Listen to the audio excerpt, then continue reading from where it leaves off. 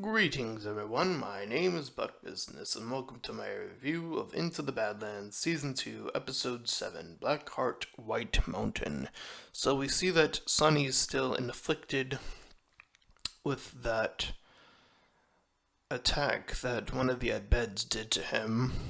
So he's unconscious and is having these visions of this sort of perfect life where he's with his wife Vale and he sees Henry as a boy and they're living out on this simple farm-like area. But he does hear some sort of voice at some point and sees this cloaked figure outside, but he doesn't know quite yet what to make of it. In the meantime, MK and Baji are taking care of him. And Baji talks about how this is one of the 5 poisons, so I assume that the master would probably know what the rest of those are. Anyways, as we continue to follow Sunny, he's hearing the voices, and he's trying to get Henry to talk to him about basic stuff. He talks about wanting to impress this girl, and we slowly see this world start to fall apart slowly but surely. Like, first these pigs come up with their bodies cut up in a cross-like shape, so Sunny lets Henry go back to the house. He notices the blood on the floorboard, and that's represented in the real life by MK pouring water on him. So Baji thinks again that the master knows about this and how to get rid of it. So MK wants to load him, Sunny, into the car and move to his former master. Baji thinks that, he eventually starts to think that this is a crazy idea, and I'll just say it now that I think this is a really good episode for him, Baji, that is, seeing him being skeptical but also wanting to help. That seems to be his general character ever since we have seen him, sort of skeptical but sort of always wanting to help. So I'm stuck between those two things. So we see that this woman that Henry was talking about is making some more stuff happen. So Sunny wants to build a fence because he assumes that something else is going on, like wolves are attacking or something. So we see them at dinner, and then Henry ends up with the cuts of a cult, and he now mentions this character named Artemis, the girl he claims that he wanted to impress. So Baji, as I said, this is a really good episode for him. He starts talking about this girl he had to sort of leave behind, and MK talks about the situation he had been through.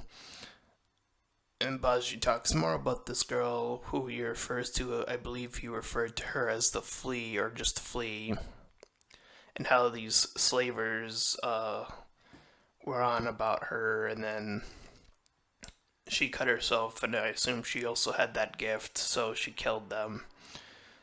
So we now cut to Jade, who is taking a bath, but then hears a ruckus from the outside, and she sees that everyone's starting to run away, and one of the lady maids kicks her and then runs off, and one of the clippers reach her, and then they're trying to get her out of there, as the widow and her crew are attacking.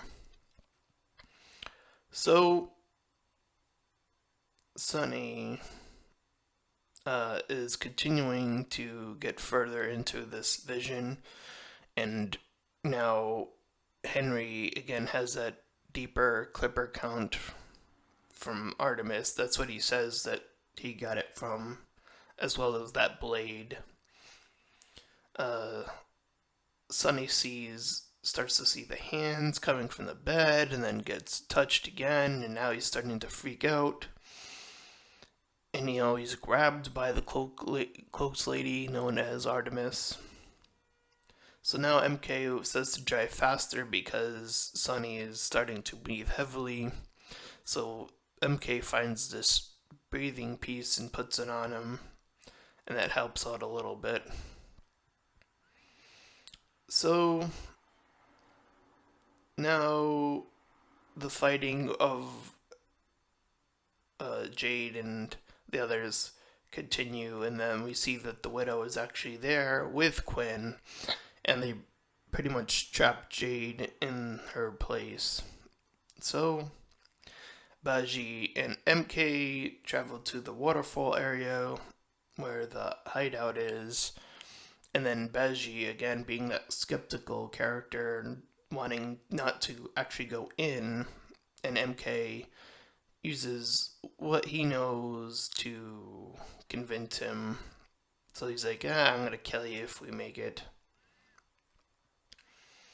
So we cut back to Quinn, who claims to be honest, and then he says to leave Jade out, and I believe they wanted to send her out to the wilderness or something. I don't remember exactly where he said to send her, but yeah, essentially she's being outcast. So anyways, Baji and MK are inside and they see some beds, and Baji tells MK to look for a satchel as he is searching for something else, as they need some needles, and he's looking for this map, more so to know where to pinpoint on the body. And interestingly enough, Baji took the compass that MK wanted to find. So again, Baji has his own motives for whatever he's going to be doing from this point forward. And again, I feel like this was an appropriate time to see that sort of skeptical nature of his character come to light and sort of do something like that. So they get the map, and then they get the needles, and they have everything. So before they leave, the Abeds stop them, and the master greets them, and she talks about how Baji failed them, as he was supposedly one of the more promising students, but ended up being the biggest failure. So Baji and MK finally decide to fight the Abeds using the tools at the kitchen area to cut the Abeds to make them fight each other when they turn. So they both do that, and Baji throws a blade and the master blocks it, and they manage to start to move on as the master starts to fight the other Abeds. So we now see that in the vision that Vale wants to take Henry away from Sunny, and again things are getting worse and worse in this vision, and he sees Artemis, and then Vale is killed, and Sunny freaks out and then gives chase to Artemis to where Henry is, and then Henry's gone all of a sudden, and Sunny takes this blade and attempts to chase off Artemis. So Sunny speaks with her, and she says that she was one of the many people that was clipped by him. So she was nothing but a black line, and she calls forth all these other victims that Sunny had claimed. And meanwhile, while that is happening, Baji is starting to put in the needles as Sunny's fighting off these phantoms.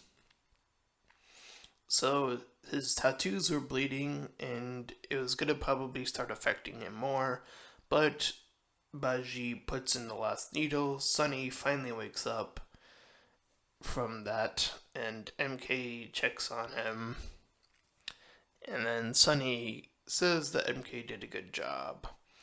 And MK checks on Baji, and then goes back to check on Sunny. And as the episode closes out, we see that Baji holds up the compass. So again, pretty good episode for Baji. I think this is his strongest episode, really developing what type of character he is with a lot of backstory.